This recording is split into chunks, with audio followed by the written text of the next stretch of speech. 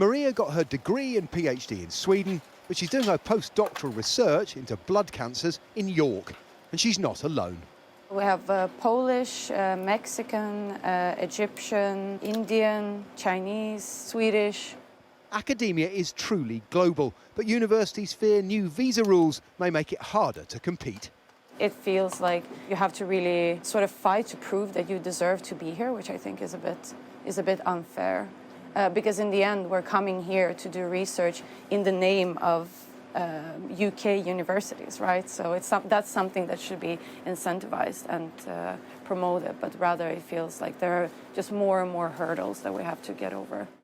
32% of the academic workforce is foreign, around 75,000 people. The top 5 countries are Italy, China, Germany, Ireland and the United States. But the minimum salary for a skilled worker visa is going up from £26,200 to £38,700. That's well above the average early career academic salary of £30,000 to £35,000. On top of that, international staff will have to pay more for their health care, the NHS surcharge rising from £624 to £1,035 paid up front. Professor David Kent, himself Canadian, says the changes could leave higher education exposed.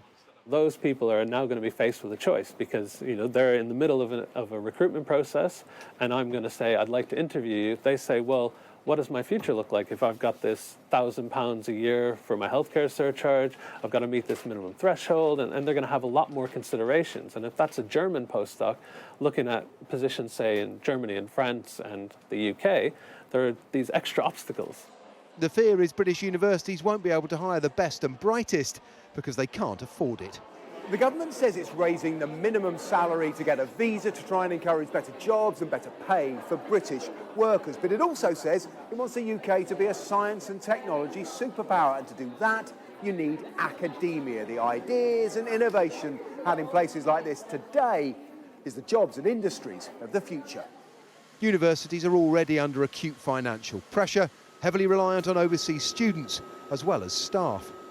If we're actually saying that the UK is seeking to boost its economy, to be an international global player, then it needs to be having a constructive, engaged and really creative policy towards the employment of that vital talent that we need from all over the world.